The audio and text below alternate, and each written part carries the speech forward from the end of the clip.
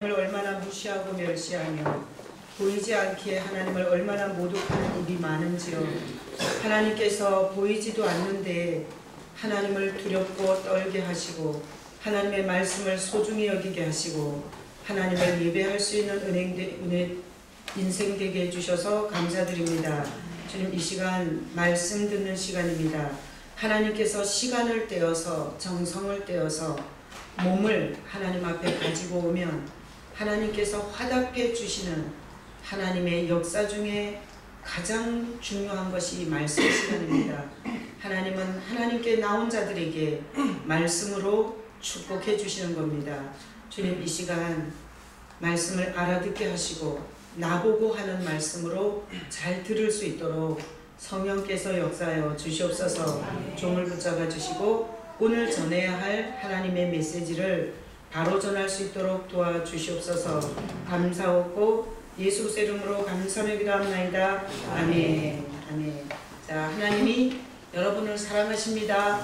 네, 명절도 잘 세시고 그리고 이렇게 말씀을 듣는 자리에 오신 것은 제가 아까 기도하면서 감동이 되는 게 인생을 살다가는 길을 굉장히 많이 잃어요. 그러니까 다니다가 어디로 가야 할지 몰라요. 그런데 이 자리로 돌아오는 것은 길을 잃지 않았다는 뜻이에요. 그거는 자기가 똑똑하고 잘나서 절대 그럴 수 없어요. 하나님의 인도하심이 있어야 돼요. 그래서 하나님은 하나님께 오는 걸 싫어하고 하나님을 귀찮아하고 하나님을 무시하는 자들에게는 올 수 있도록 역사하지 않아요. 그래서 길 잃은 채로 내버려둬요. 거기서 사자나 곰한테 늑살나게 얻어 터지고 다 뜯어먹히고 그때에 돌아오기도 해요. 저기서 오늘 말씀 듣는 자리에 오신 것은 내가 똑똑해서요, 하나님의 은혜예요? 하나님의 은혜예요. 다 같이 고백하겠습니다. 내가 이 자리에 있는 것은 하나님의 전적인 은혜다. 아멘. 자, 저는 우리 엄마 아버지랑 산 세월보다 우리 장로님하고 산 세월이 더 많아요. 그래서 오늘 본문의 제목이 뭔가 하면 항상 함께. 자, 그래서 항상 함께 제가 생각해 봤어요. 이 본문을 전하면서 항상 함께. 봤더니 부모랑 같이 있었던 시간보다 남편이랑 같이 있었던 시간이 더 긴 거예요. 내가 이 남자 만나서 34년 살았어요.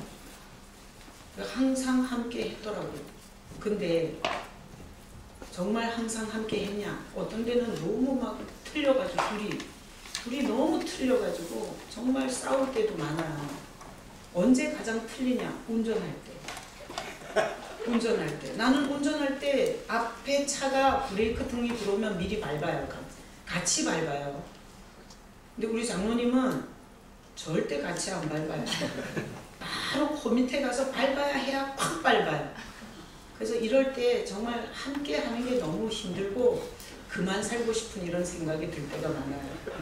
근데 오늘 새벽에 모처럼 함께 하면서 일치되는 걸 느꼈어요. 오늘 새벽에 이제 새벽 예배를 보면서 장로님이 운전을 하는데 우리 장로님은 운전을 할 때 저는 항시 이렇게 골목에서 왜 대로로 나갈 때 그때는 이렇게 좀 브레이크를 밟으면서 나가요. 왜냐면 어디서 차가 올지 모르니까. 물론 이쪽 방향에서 오는 거지만 이렇게 보면서 나오거든요. 근데 제가 옆에서 타고 보면 항상 우리 장로님은 휙 나가요. 그러다가 사고 난 적이 있겠어요? 없겠어요? 있어요. 여기 영일중학교 앞에서도 그렇게 나가다 한번 부딪혔고요. 또 회사에서도 운전하잖아요.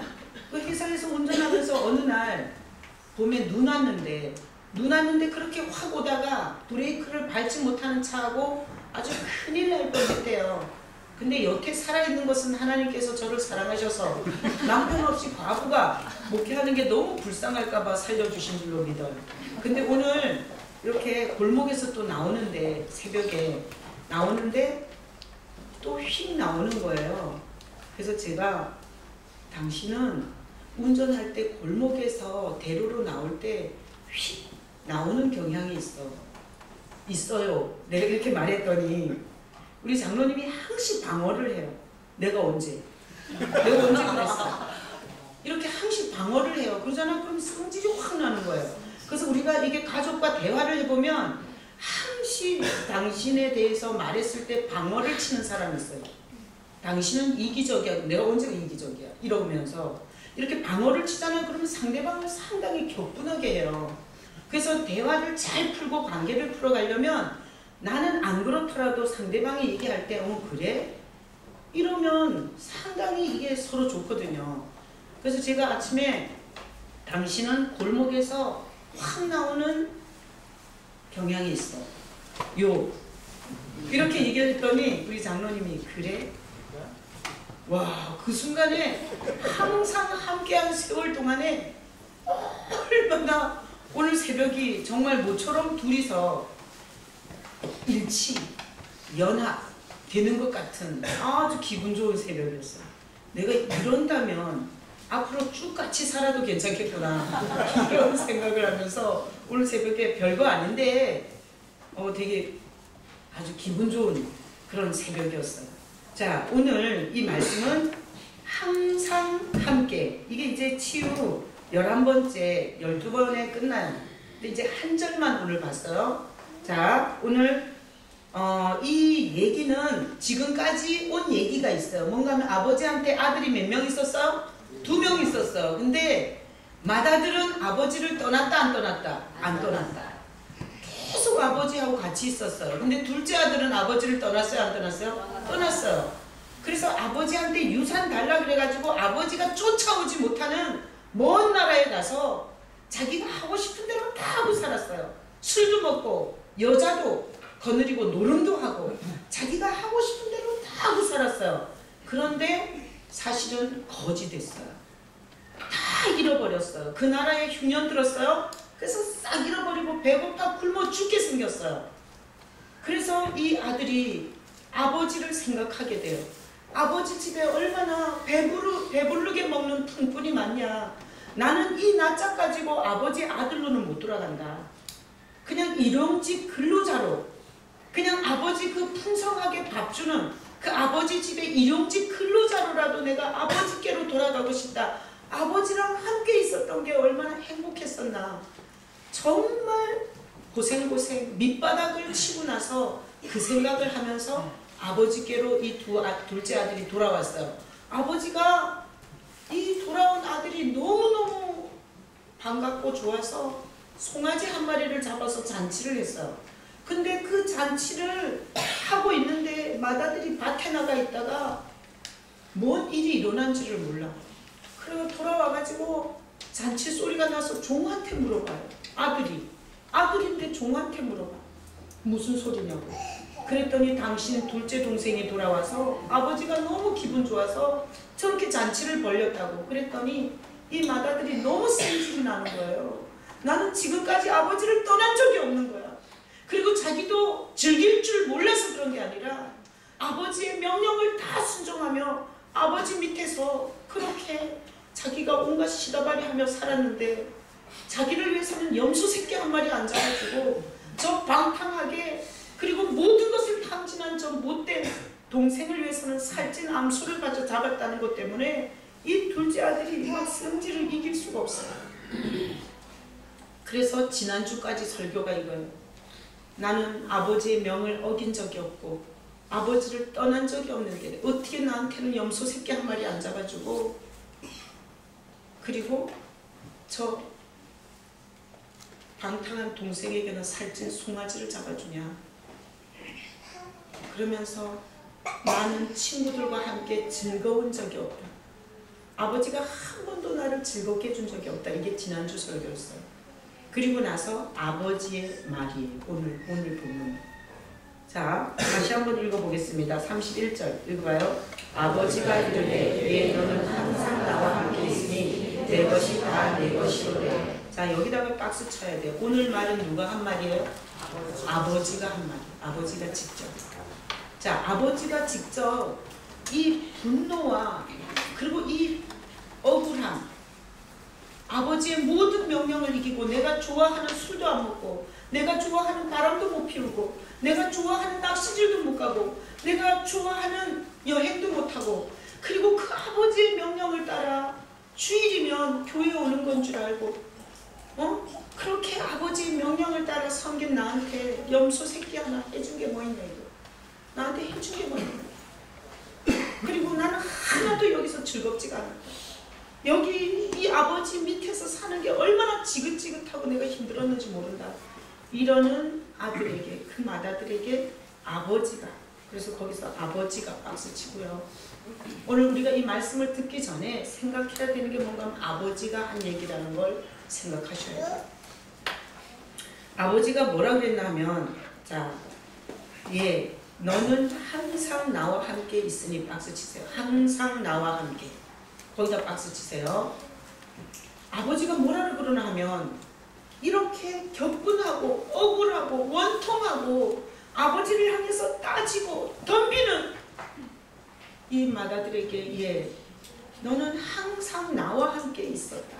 이렇게 말해요. 자, 그러면 항상 나와 함께 있었다. 정말 함께 있었죠. 아버지하고 떠나지 않았으니까 함께 있었죠. 그런데 이거는 아버지 얘기죠. 아버지가 항상 너와 함께 있었다 그러죠.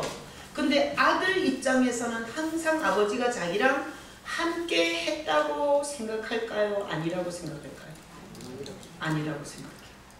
그래서 우리가 자녀들을 키우고 나서 자녀들의 얘기를 들어보면 분명히 밥 주고 학교 공부시켜주고 그리고 용돈 주고 다 했거든요. 그런데 당신이 언제 나 사랑한 적이 있냐 이런 얘기 할 수 있어요. 부모는 그 자식에게 최선을 다했다고 생각해요. 그러나 자식의 입장에서는 당신이 나한테 뭘 해줬냐 이럴 수 있어요. 그래서 오늘 이 아버지가 항상 나와 함께 있었다 이러는데 이 얘기에는 갭이 있다는 걸 알아야 돼요. 그러니까 자식이 느끼는 것과 아버지가 생각하는 건 틀린 거예요. 이 아버지 입장에서는 항상 함께 있었대요. 근데 이 맏아들이 느낄 때는, 자, 잘 생각해 보세요. 맏아들은 이 아버지의 아들로 살았어요. 근데 이 아버지의 아들로 살면서 아버지랑 나랑 소통이 잘 안 될 때가 되게 많았어요.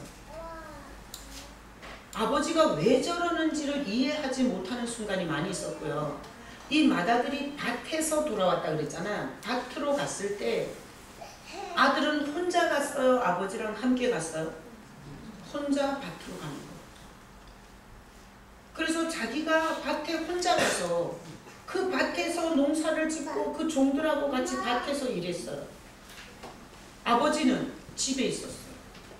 자, 그러니 아버지는 너와 항상 함께 있었다 그러는데 아들이 느낄 때는 언제 함께 있었나요? 언제? 내가 밭에 갈 때 나 혼자 갔고, 내가 종들하고 김 맬 때 거기서 내가 김 맸고, 그리고 그 떼약 밑에서 내가 햇빛 쬐을 때 어디 아버지가 있었나? 그리고 내가 농사를 그렇게 해서 봄에 밭을 갈아서 그렇게 농사를 힘들게 땀 흘리며 했는데 그 농사가 망했을 때, 그때 거기에서 고통스럽게 울 때 거기 아버지 어디 있었냐? 그리고 일꾼들이 그 현장에서 막 속썩이고, 그리고 일꾼들이 뺀질뺀질 일 잘 안 하고 이래서 저 사람들을 어떻게 밭에서 지금 필요한 일을 이때에 맞게 열심히 일할 수 있는 이런 좀 사람들을 움직일 수 있는 이런 리더십, 이게 아들이라고 무시해가지고 자기가 시키는 일을 뒷등으로도 생각 안 하고 나무 그늘에 가서 좀 쉽다 합시다. 저는 이런 거 되게 많이 봤어요. 우리 아버지가 농사 지으면 우리 아버지가 같이 밭을 매잖아요. 그러면 되게 열심히 해요, 일꾼들이. 근데 우리 아버지가 볼일 보러 어디 가시잖아요. 그럼 그때부터 그늘에서 노는 시간이 되게 많아져요. 그러니까 이런 아버지가 있을 때와 자기가 일꾼들을 부릴 때가 틀려. 근데 그 아버지는 집에 있고 자기가 그 일꾼들이 지 말을 잘 안 들어. 이 아들은 어리니까. 그런데 그 아들이 밭에서 일할 때 아버지는 분명히 집에 있었거든요.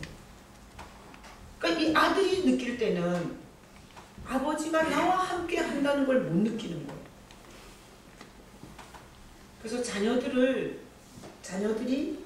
이런 얘기를 해요. 동생이 태어나면서부터 나는 부모가 사랑의 대상이 아니었다.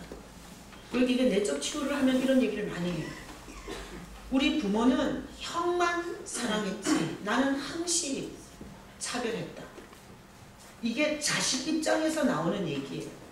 자, 그래서 이 아들이 느낄 때는 아버지가 항상 너와 함께 했다는 이 얘기가 수긍이 안 돼요. 그래서 치유란 뭐냐? 치유란 지금 치유 시리즈를 하잖아요. 치유란 항상 함께 있는 거예요. 항상 함께 있는 게 치유예요. 근데 치유를 받지 못했을 때는 나만 생고생하는 거예요. 모든 삶의 현장에 나만 있는 거예요. 그리고 함께가 아닌 내가 돈 없어서 울 때, 내가 실현당해서 울 때 나는 혼자였어요. 이게 치유가 안 됐을 때의 모습이에요. 자, 그러면 하나님, 여기서 아버지는 하나님과 이렇게 비유를 한 거잖아요. 자, 이 얘기는 예수님이 한 얘기고 유대 종교 지도자들 앞에 놓고 한 얘기예요. 그러면 이 마다들은 누구예요? 유대 종교 지도자들이에요. 하나님의 법을 어긴 적이 없고 하나님을 떠난 적이 없고 세상적인 우상 숭배나 귀신 숭배로 간 적이 없어요. 평생토록 이 하나님을 섬기고 왔어요. 그런데 예수님께서 이 비유를 얘기하는데 사실은 이스라엘에 이 얘기가 있었어요. 어떻게? 아들 둘이 있는데 이거는 유대 전통 설화예요. 그걸 예수님이 갖다 쓴 거예요. 아들 둘이 있는데 맏아들 안 나가서 복 받았고 둘째 아들 나가서 거지 됐다. 그러니까 하나님 떠나면 안 된다라는 데 써먹을 때 이 예화를 썼어요. 그런데 예수님은 그 뒤에 더 붙였어요. 맏아들 안 떠났지만 상태 안 좋다. 하나님 마음도 모르고 하나님의 심정도 모르고 하나님의 뜻도 모르고 그런 유대인들을 꼬집은 거예요. 그리고 하나님 없이 살다가 돌아온 장녀나 세리나 이방인들, 그들은 하나님께로 그 하나님을 사랑하는 마음으로 돌아온 것을 예수님이 갖다 붙인 거예요. 자, 그러면 오늘 이 얘기는 항상 나와 함께 있다라고 얘기하는데, 자, 어떻게 한번 여러분 생각해 보세요. 제가 저 혼자 설교 안 하고 여러분하고 함께 생각해 볼게요. 여기 하나님이 항상, 아버지가 항상 내가 너와 함께 있었다 이랬을 때 함께 한 게 뭐예요? 한번 여러분 생각해 보세요. 아버지와 함께 한 게 뭐죠? 뭐가 있을까요? 이 아버지와 아들이 함께 한 게 뭐가 있어요? 최홍순 집사님 어디 가셨어요? 생각해 보세요. 나는 이렇게 날 안 쳐다보고 이게 혹시 어디 우주를 떠돌까봐 이렇게 가면 안 돼요. 우리 왜 사랑하는 사람들이 다 기둥 뒤에 있는 거예요? 조경식, 김영진, 구본모. 자, 한번 생각해봐요. 아버지와 함께 한 게 뭐예요? 밥 같이 먹었겠죠. 그죠? 밥 같이 먹었겠죠. 그 다음에 또 뭐 했겠어요? 몸이 그냥 함께 있었어요. 아버지랑 몸이 함께 있었어요. 그리고 사실 아버지랑 떠나지 않았으니까 아버지랑 밥도 같이 먹었을 거고, 그리고 같은 집에 살았을 거고, 몸이 아버지랑 이 둘째 아들처럼 휙 나가지 않았어요. 그러니까 이 몸이 아버지와 함께 있었어요. 그리고 함께 있은 게 뭘까요?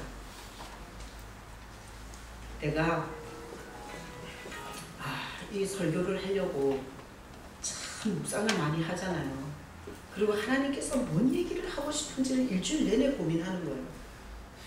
근데 함께 한 게 몸이 함께 있었고요. 그리고 밥도 함께 먹었어요. 근데 아버지의 말로부터 떠나지 않은 거예요. 그러니까 항상 아버지 말이 함께 있어요. 아버지 말이. 그러니까 아버지가 말하는 것을 계속 듣고 있는 거예요. 안 떠난 건. 안 떠난 것은 아버지의 말을 계속 들어야 돼요. 그래서 이게 계속 나를 통제해요. 아버지가 일찍 일어나라. 다른 집은 다 밭 갈았잖냐. 아무개야. 봄에 밭 갈아야 된다. 밭 갈아야 씨를 심지. 일찍 일어나라. 아버지가 말했겠죠. 그리고 이 아들이 농사 짓는데 태어날 때부터 농사 짓는 걸 아는 사람이 어디 있어요? 아버지가 말하는 것을 굉장히 많이 들으면서 농사를 어떻게 짓는지를 배웠겠죠. 그러니까 항상 함께한 건 아버지 말과 함께 있었어요. 그 외에도 몸이 같이 있는 거, 밥을 같이 먹는 거, 시간을 같이 보내는 거, 이런 것도 다 함께인데 특별히 아버지를 떠난 아들은 아버지의 말을 못 듣는 거예요. 그런 거죠. 아버지의 말을 못 듣는 거죠. 근데 아버지를 안 떠난 아들은 계속 이 아버지의 말을 듣는 거죠. 그래서 보니까 항상 함께 했던 게 아버지의 말이더라고요. 그러니까 아버지가 이 말을 가지고 농사의 때를 가르쳐줬고 농사의 방법을 가르쳐줬고 그리고 올해는 농사를 뭘 심으면 될지를 가르쳐준 거예요.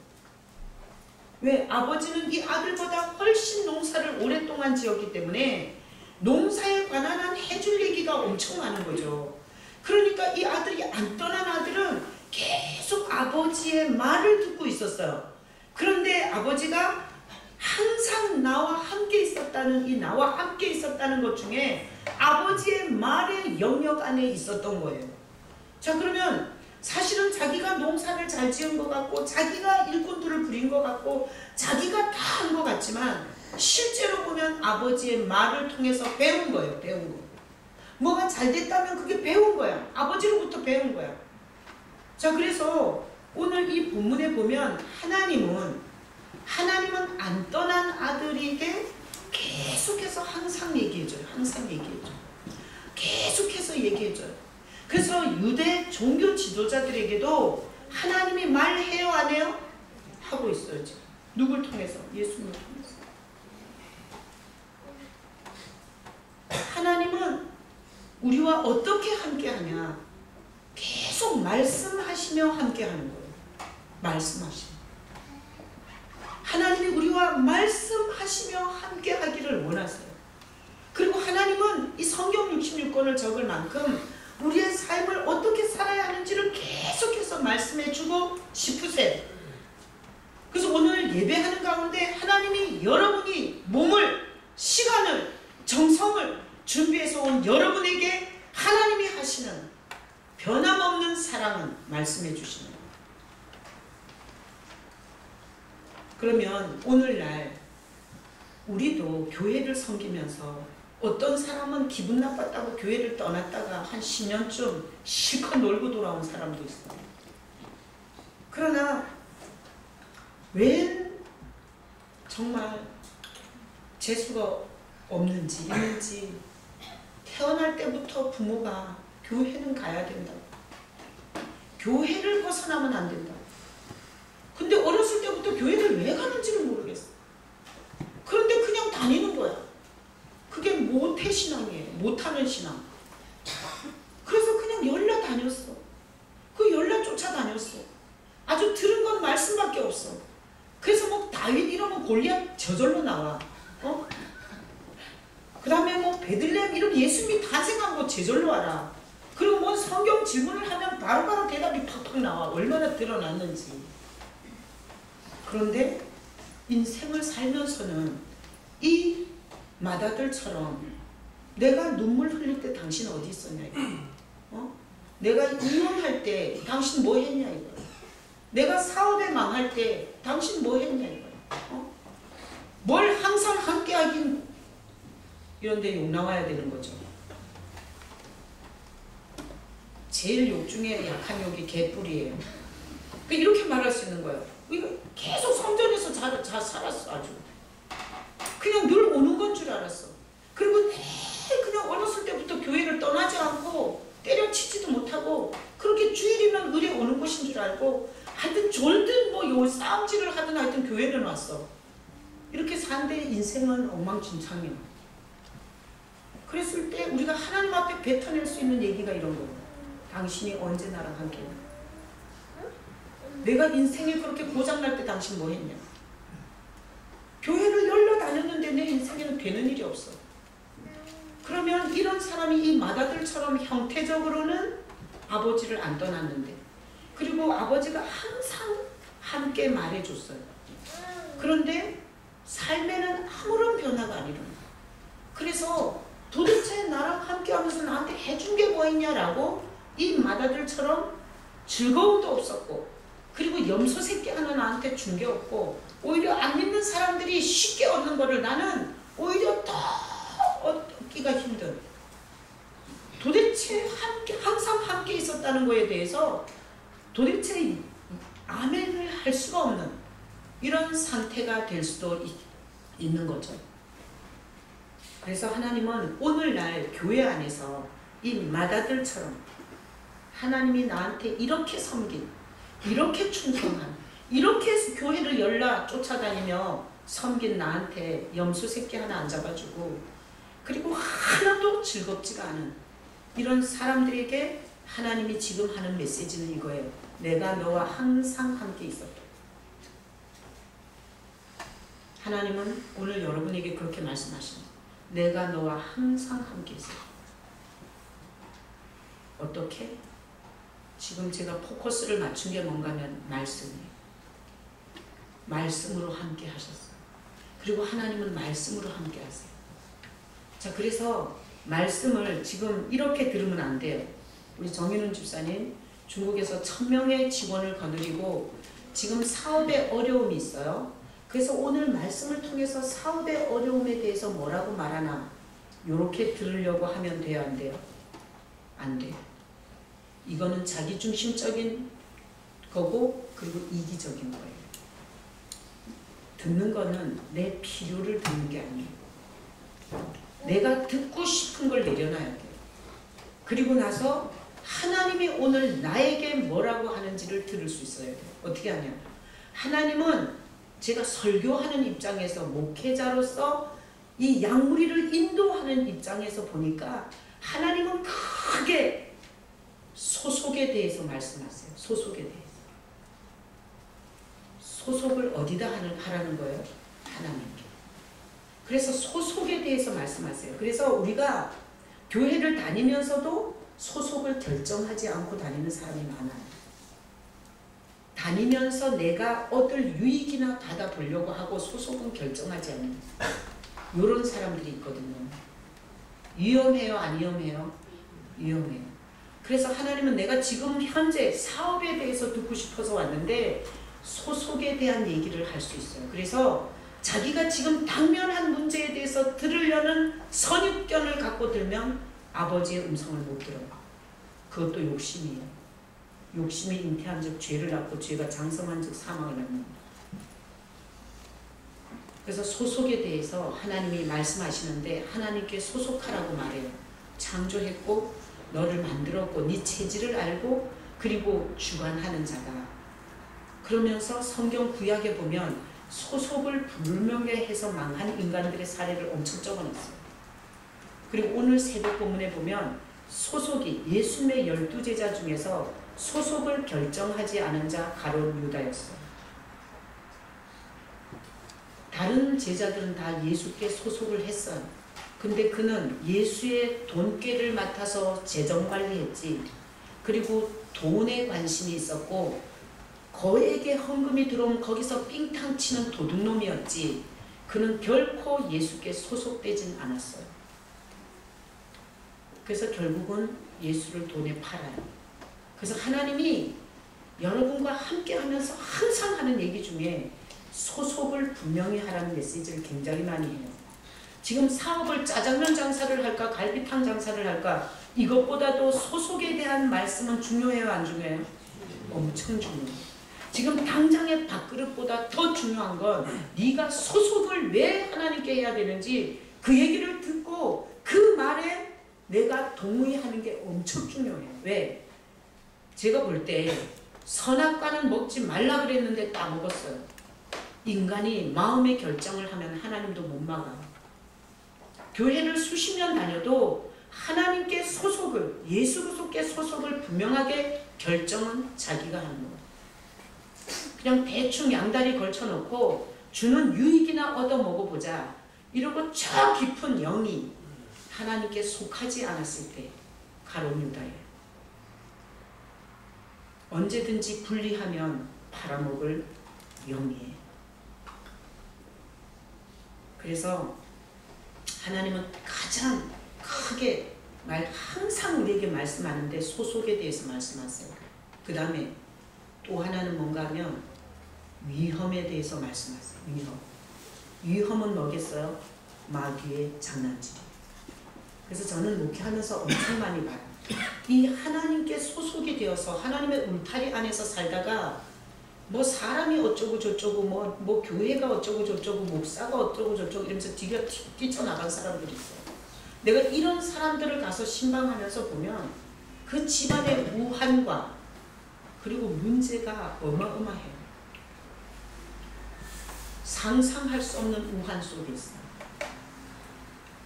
그래서 교회 다니면서 누가 뭐라 그래서 뭐 사람들이 뭐 친절하지 않아서 목사가 뭐 어쩌고 저쩌고 이러면서 뛰쳐나가 봐야 보호의 울타리 밖은 사자가 역사하는 것입니다. 그래서 사실 교회가 잘못해서 이렇게 성도들한테 그지같이 질질 싸고 막 그러는데 사실 교회는 오기 싫은 자는 오지 말고 거기서 사자한테 좀 물려야 돼요. 이번에 서울대공원에서 사자 양육 조련사 얼마나 정확하게 물었으면 죽었고요. 즉사했어요. 여러분 성경에서 우는 사자 같다고 왜 얘기했겠어요? 사자는 사냥할 때 정확하게 숨통을 무는 거예요. 그래서 제일 위험한 상태가 뭔지 알아요? 예배 오는 게 힘들고 피곤하고 지긋지긋하고 그리고 지겨워지잖아요. 그 굉장한 위험한 상태예요. 헬스장도 그렇게 즐겁게 가고 수영장도 그렇게 즐겁게 가고 골프장도 그렇게 즐겁게 가고 그리고 난 우리 아버지가 1시간 반씩 정확하게 운동하셨지만 정말 상상할 수 없는 장소에 암 걸려서 돌아가는 거 봤어요. 여러분 건강, 자기 몸뚱아리 숭배하잖아요. 아마 그 숭배가 나중에 어떤 결과를 가져올지는 모르겠어요. 그래서 하나님은 큰 틀 소속에 대해서 계속 얘기해요. 항상 함께 떠나지 않은 자들에게 항상 이 소속에 대해서 얘기해요. 그 다음에 위험에 대해서 얘기해요. 그래서 구약의 망한 왕들은 다 위험한 경고를 무시하고 나갔다가 다 망한 거예요. 그 다음에 하나님이 우리에게 항상 함께하면서 우리에게 하는 말씀 중에 방법이 있어요. 삶의 방법. 그래서 크게 3가지를 얘기해요. 소속에 대해서, 위험에 대해서, 그리고 어떻게 살아야 하는지 방법에 대해서 얘기해요. 그럼 여러분 한번 맞춰보세요. 이거는 어디에 해당되는지. 내가 시어머니가 엄청 미워 죽겠어요. 아주 죽여버리고 싶어. 그런 마음을 갖고 교회 왔는데 용서하라고 말해요. 이거는 어디에 해당되는 거예요? 1, 2, 3번 어디에요? 3번이에요. 난 미워하고 살는 순간 지옥이 되고요. 그 지옥을 갖고 24시간 1년만 살면 안 걸려요. 그래서 하나님이 성도들을 사랑하셔서 방법이 잘못된 것에 대해서 말씀해 주세요. 그래서 여러분은 하나님이 항상 함께하는 사람이에요. 그래서 모태신앙이 막 열받아. 엄마 아버지의 등살에 의해서 신앙생활하면서 내가 중고등부 애들 정말 즐거워서 예배 나오는 것 같지 않아요? 그렇지만 부모 울타리가 무서워가지고 떠나지도 못해요. 근데 또 희한한 애들도 있어요. 부모는 오히려 맛이 갔어. 근데 그 애가 오히려 부모를 챙기는 이런 애들도 있어요. 사실은. 근데 그렇게 붙어서 가다가 사실은 이 하나님의 이 말씀을 알아듣는 때가 와요. 왜 그렇게 소속이 중요한지, 그리고 우리 눈에 보이지 않지만 위험이 있다는 것에 대해서, 그리고 삶의 방법을 그렇게 살아서는 절대 성공할 수 없고 있는 것도 다 잃는다는 거죠. 그래서 이 3가지를 항상 떠나지 않고, 아버지를 떠나지 않고 아버지와 함께 있는 자들에게 계속 이 3가지 얘기를 해줘요. 제가 이번에 선교사님이 오셨는데 이렇게는 얘기해도 괜찮아요. 그러니까 선교사님이 오셨는데 선교지가 난리도 아닌 거예요. 그동안에 얼마나 시달렸는지 정말 상상할 수 없는 인간, 다 인간이 그러는 거예요. 상상할 수 없는 인간들의 이게 봉사인데 저것들이 무슨 저희를 갖고 차지하려고 그런다 이런 식으로 막 공격받고 난리가 났어요. 그래서 내가 그랬어요. 절대 구질구질하게 사역하지 마라. 싫다면 보내라. 그리고 아닌 것은 하지 마라. 뭐 그거 안 한다고 뭐 부업 못 받냐. 절대 내려놓으라 그랬어. 거기서 그렇게 나대는 인간이 있는 한 하지 말라 그랬어. 그거를. 이 다른 부분을 또 맡기는데 난리를 치는 거야. 그래서 내가 절대 그 인간이 겸손하게 엎드릴 때까지 절대 구질구질하게 구걸하지 마라. 그거 하지 마라. 내려놔라. 안 한다 그래라. 그렇게 했어요. 근데 그동안에 엄청 많이 시달렸어요. 근데 제가 사실 구정에 시골 갈 일이 없어갖고요. 그리고 당일치기로 갔다 왔어요. 큰 집이라 뭐 갔다 왔는데 그러면서 계속 예배를 드렸잖아요. 그러니까 이 연휴 내내 예배 드렸어요. 근데 선교사가 말씀을 듣고 기도하면서 정말 이런 교회 없다는 거예요. 여기는 오면 모르는 게 이렇게 다 알겠대요. 그리고 명확하게 안개, 이게 뭐가 흐리멍텅하고 복잡하던 게 그냥 안개 거치듯이 쫙 거지면서 왜 그런 현상들이 있는지에 대해서 다 알겠대요. 그리고 불 끄고 기도할 때 정말 너무너무 난리를 친 이런 당사자가 있어요. 근데 그 당사자의 실체, 영적 실체를 딱 보여주셔갖고 깜짝 놀라고 그날 새벽에 기도하는데 엄청 대적 기도를 하는 거예요. 그러면서 여기서 자기가 모든 부분에 다 메시지를 듣고 앞으로 또 어떻게 사역을 해야 될지 가면은 또 헷갈려요. 그렇지만 일단은 정리를 확실하게 하고, 그리고 내가 그랬어요. 절대 그 사람을 미워하지 마라. 그 사람이 아니다. 그 사람의 기질과 그 사람의 어떤 습관, 그 사람의 어떤 체질을 일시적으로 마귀가 쓰는 거지 사람은 마귀가 아니에요. 절대 사람은 마귀가 아니에요. 그래서 우리가 포악하고 폭력적이고 부정적이고 그리고 뭔가 이렇게 파괴적이잖아요. 대적적이잖아요. 그러면 걔가 쓰는 거예요. 오늘 아침에 가룟 유다 소속이 예수께 안 돼 있었어요. 그는 목욕한 자가 아니에요. 그리고 그는 예수님과 교제하지도 않았어요. 목욕한 다 깨끗하다 그러나 다는 아니다. 주님은 알고 있었어요. 주님은 유다가 소속이 안 돼 있는데 유다에게 특별히 말을 더 했겠어요? 안 했겠어요? 여러분 어떻게 생각하세요? 유다에게 소속을 분명히 하라고 더 얘기했겠어요? 안 했겠어요? 훨씬 더 많이 했어요. 마지막 그 팔러 나가는 순간에도 말했어요. 개인적으로. 그래서 인카운터란 영화를 보면 끝까지 대적하다가 결국 마귀에게 끌려가는 그 사업가가 있어요. 그래서 하나님은 우리와 항상 함께 하세요. 뭘로? 말로. 말씀으로. 그래서 예배 시간에 말씀을 내 말씀으로 듣지 않고 말씀에 대해서 대적하고 반발하잖아요. 그러면 사실 하나님은 항상 함께 있었다 그러는데 나에게는 아무 변화가 안 일어나는 거예요.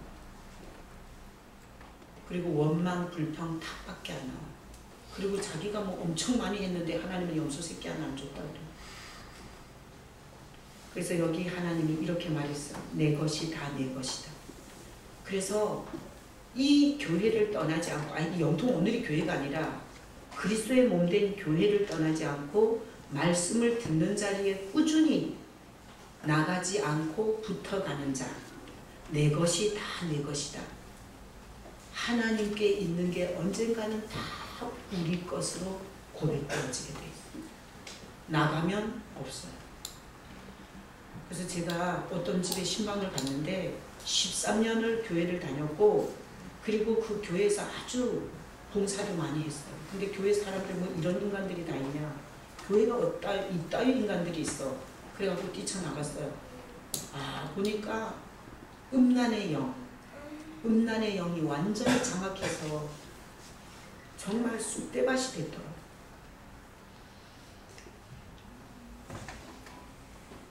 그래서 맏아들 훌륭한 아들이에요.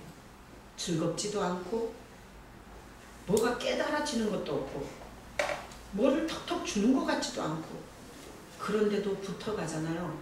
하나님이 갖고 있는 천국, 성령, 말씀의 지혜, 지식 다 내 것이 다 와요. 뛰쳐나가지만 해요. 근데 어떤 사람은 이래요. 5년 다니다 뛰쳐나갔다가 또 돌아갔다 2, 3년 다니다 뛰쳐나갔다가 그리고 뛰쳐나가서 2번 다시 돌아오지 않는 사람에게는 하나님의 것이 아무것도 자기 것이 될 수가 없어요. 그래서 치유는 뭐냐? 함께 하는 거예요. 하나님이 우리와 함께 하세요. 말씀. 그래서 말씀을 들으면 크게 이 세 종류가 있어요. 지금 당장 내 필요가 아니라도 소속에 대해서 끊임없이 하나님께 속해라. 그리고 마귀가 무슨 일을 하는지에 대해서 많이 말씀하시면 인생의 방법에 내가 하나님이 제시하지 않는 방법은 다 덧치돼요. 그래서 나는 이 운전을 하면서 이 라인을 지켜야 되잖아요. 내 차선을. 내가 며칠 전에도 청주교도소 예배 가면서 그 전날 인천 공항 그 도로에서 106중 충돌인가 있었잖아요. 와, 그거 화면에서 보고 청주교도소 운전하고 가는데 순간순간 아찔아찔한 순간이 굉장히 많더라고요. 왜 그런가 하면 차들이 내 차선으로 막 이렇게 붙어오는 것 같아. 그리고 내 앞으로 갑자기 끼어들어. 와, 106중 충돌을 보고 나니까 더 운전하는데 조심이 되더라고요. 그날 아찔아찔한 걸 몇 번 느꼈어. 다른 때는 감각이 없었어요. 근데 그거 보고 나니까 와, 운전하는 중에 이렇게 많은 위험이 있구나. 그날 아주 그냥 순간순간 주님 감사합니다. 감사합니다. 이러면서 갔어요. 그러니 라인을 지키는 건 완전 안전이에요. 이건 중앙선은 넘어서면 안 되고요. 내 차선 안에서 가야 돼요. 말씀은 이 안전한 선을 가르쳐줘요. 그래서 하나님은 예수소를 영접하라고 말씀하셨어요. 여러분 예수님을 영접하셨어요? 예수님을 영접하면 예수님이 내 안에, 내 마음 안에.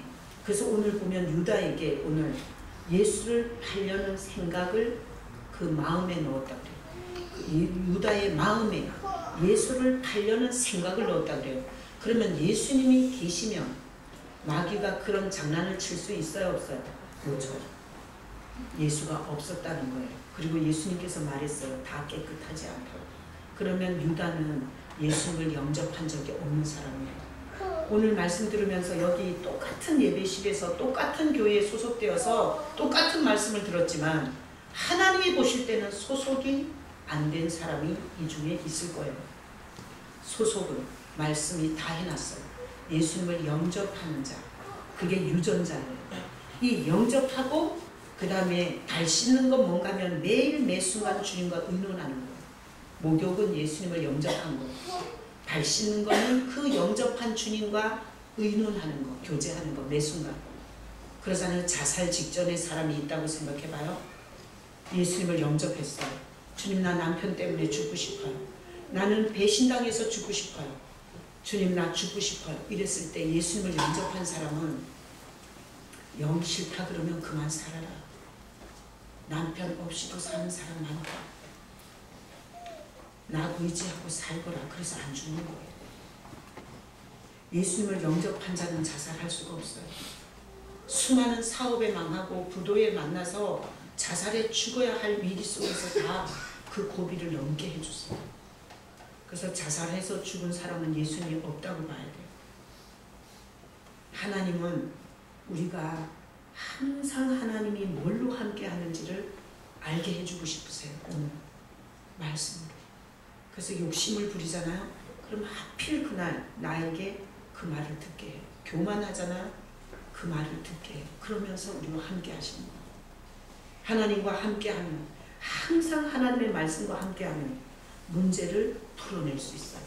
내가 지금 기다려야 될 때인지, 내가 소속을 분명히 하고 하나님을 신뢰하고 엎드려 있어야 되는지 아니면 내가 나대야 되는지. 선교사는 와서 해결받고 갔어요. 그리고 기도를 하면 그냥 하늘에 입성이 된대. 내가 속이 썩었어요. 여기 사는 성도들은 한 번도 하늘문이 열렸다는 얘기를 해본 적이 없어요. 오히려 닫혔다 그랬지. 근데 어떻게 거기서 온 선교사는 여기 하늘문이 열렸대. 근데 내가 얼마나 속이 썩겠어요. 나는 선교사가 그렇게 되는 것보다 난 여러분이 그랬으면 좋겠어요. 그래서 문제 해결을 되고요. 기다려야 될지 나대야 될 때인지 뭔가 결정을 해야 될 때인지 멈춰야 될 때인지 이거를 다 말씀으로 하나님이 다 말씀해 주세요. 그러면서 우리 삶을 안내해 주시는 거예요. 그래서 사순절 우리 40일 특별 새벽 예배 예배하세요. 예배.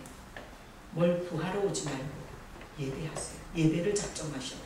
그래서 예배를 드리세요. 그리고 그 말씀이 이 세 가지 중에 뭘 말하는 건지.